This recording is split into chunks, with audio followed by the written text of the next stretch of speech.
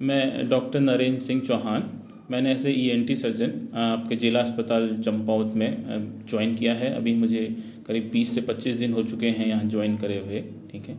अब अस्पताल में मरीजों को नाक, कान, गले एवं कैंसर से संबंधित जितनी भी सुविधाएं होंगी यहाँ आपको मिल पाएंगी। ठीक है।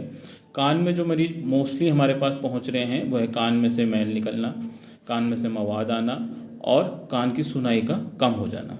ठीक है। तो इन सभी मरीजों के लिए ऑपरेशन एज वेल एज जांच की सुविधा, एंडोस्कोप द्वारा मरीज के कान की पूरी जांच एवं कान की कोई भी सफाई करनी हो या कान का कोई भी ऑपरेशन यहाँ किसी भी समय करा जा सकता है। ठीक है। मरीज को जांच के पश्चात। ठीक है। इसके अलावा नाक के जो मरीज हमारे पास पहुंच रहे हैं वो मोस्टली यहाँ पे एलर्जी के बहुत सारे मरीज हैं। नाक की हड्डी का टेढ़ा होना, ठीक है, और नाक में मांस बढ़ना, जैसे कि पॉलिप बन जाता है बहुत ज़्यादा लंबे जुकाम की वजह से, इन मरीजों की तादाद काफ़ी ज़्यादा है। दिन में अगर हमारे पास 50 के आसपास ओपीडी पहुंच रही है, जिसमें से कम 15 मरीज ऐसे हैं जो नाक की हड्डी टेढ़ी या नाक में मांस बढ़ने की वजह से की तकलीफ से परेशान हैं और काफ़ी लंबे समय से जूझ रहे हैं। उनको इलाज के लिए हल्द्वानी या दूसरे शहरों का रुख करना पड़ रहा था, वो अब यहाँ आ रहे हैं और पहले से काफ़ी बेहतर उनको इलाज यहाँ मिला है और वो संतुष्ट भी हैं इलाज को लेके। अभी नाक की हड्डी टेढ़ी होने का एक ऑपरेशन अभी रिसेंटली में हमने किया है और वो बढ़िया है। मरीज अब डिस्चार्ज हो जाएगी कल, और यहाँ पे अब ये सुविधा बिल्कुल आपको लगातार मिलती रहेगी आगे भी। गले में हमारे पास 2 तरीके के मरीज आते हैं। एक जो मोस्टली जो हमारे यहाँ पहाड़ों में काफ़ी प्रेवलेंट है, टॉन्सिलाइटिस की वजह से, जो टॉन्सिल के इन्फेक्शन या टॉन्सिलाइटिस की वजह से काफ़ी परेशान हैं, वो लोग आ रहे हैं। दूसरे मरीज जो हमारे पास वो मुंह, नाक, कान, गला या खास तौर से मुंह के कैंसर से पीड़ित जो मरीज हम लोगों के पास आ रहे हैं। आज 4 फरवरी को वर्ल्ड कैंसर अवेयरनेस डे भी है, तो इस दौरान मैं ये कहना चाहूँगा कि जो सबसे प्रिवेलेंट कैंसर है हम लोगों के इंडिया में वो ओरोफेरिंक्स का यानी कि मुंह का कैंसर है। ठीक है। और जिसमें जो है तंबाकू का सेवन एक बहुत बड़ा जो है अपना रोल अदा करता है।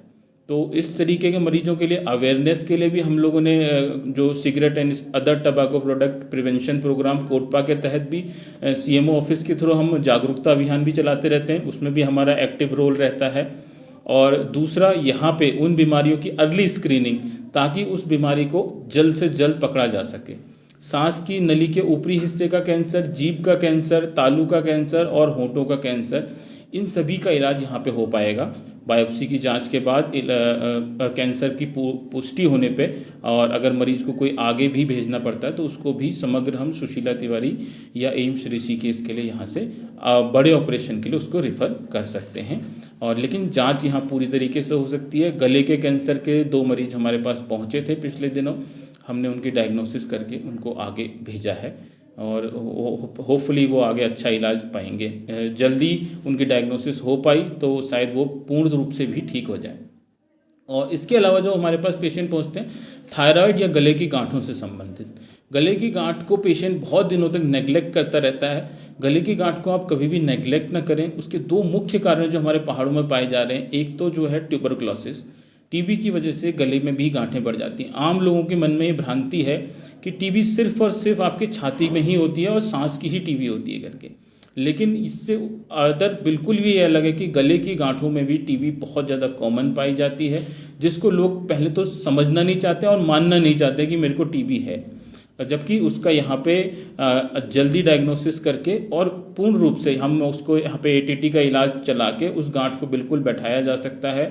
और लोगों के मन में दूसरा जो सबसे है कि गांठ जो होती है कैंसर की, कई बार क्या होता है कैंसर छुपा हुआ होता है, उसकी गांठ हमें गले में पहले दिख जाती है, लोग उसको फील करते रहते हैं लेकिन उसको इग्नोर करते हुए बहुत लंबे टाइम तक छोड़ देते हैं। तो उस चीज़ को भी आप गले की गांठों को बिल्कुल भी जो है नज़रअंदाज ना करें। इन दोनों में भी अगर आपको गले में कोई गांठ दिखती है तो उसको आके यहाँ उसकी जांच कराएं, उसका अल्ट्रासाउंड करा के हम उसमें सुई की जांच करके मरीज की डायग्नोसिस के बाद उसका टीबी का इलाज चलना होगा तो मुफ्त में हमें भारत सरकार द्वारा यहीं पे हम लोग उसका टीबी का इलाज चलाएंगे। और अगर ऐसी कोई और बात आती है तो उसमें कैंसर के लक्षण दिखते हैं तो कैंसर का सोर्स भी ढूंढा जाएगा कि एक्चुअली में वो गांठ कहाँ से बढ़ी हुई है।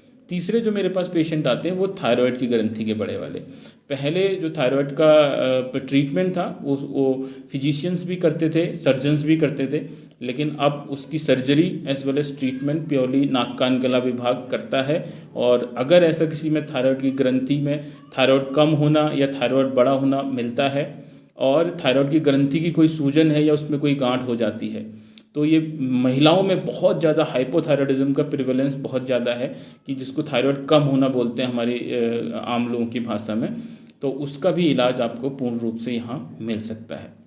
तो इन सभी लोगों का हम कर रहे हैं। हमारे पास अच्छे इंस्ट्रूमेंट हैं और एंडोस्कोपी यूनिट हमारे पास यहाँ अवेलेबल है, उसके थ्रू हम लोग जो है। और एक नई चीज़ मैं आपको बताना चाहूँगा कि अब जो है कान से संबंधित जितने भी हैंडीकैप हैं, जो पहले लोगों को यहाँ नहीं बन पाते थे और उसके लिए उनको कुछ जांचों के लिए सुशीला तिवारी भेजना पड़ता था, और ENT नाक कान गले के सर्जन की कमी की वजह से वो लोग के यहाँ नहीं बन पा रहे थे, वो हैंडीकैप भी अब आप हर महीने के दूसरे मंगलवार को हमारे अस्पताल में आके हर महीने के दूसरे मंगलवार को आके इस अस्पताल में अपना कान का हैंडीकैप बनवा सकते हैं और समाज कल्याण विभाग द्वारा उसकी पेंशन का भी लाभ आप ले सकते हैं। जो भी मरीज इन किसी भी परेशानी से पीड़ित हैं, ग्रस्त हैं, और मैं लोगों से आशा करूंगा कि अभी मैं बहुत नया ज्वाइन हुआ हूं तो काफ़ी लोगों को इस बारे में पता भी नहीं है कि मैं कब उपलब्ध हो पाता हूं। तो मैं सोमवार से लेकर शनिवार, मतलब इवन संडे भी इमरजेंसी केसेस पे यहाँ कमरा नंबर 5 जो जिला अस्पताल चंपावत में, यहाँ सुबह 9 बजे से लेकर दिन में 3 बजे तक यहीं उपलब्ध रहते हैं और सभी मरीजों का जांच और उपचार किया जाता है। और लेकिन अगर तब भी उसके बाद भी अगर किसी मरीज को कोई परेशानी होती है मुझ तक पहुँचने में, तो नीचे दिए हुए आप हेल्पलाइन नंबर पर कॉल कर सकते हैं और जानकारी ले सकते हैं कि अगर डॉक्टर साहब उपलब्ध हैं या इस तरह के आपको कोई कन्फ्यूज़न है तो उस बारे में भी आप बात कर सकते हैं।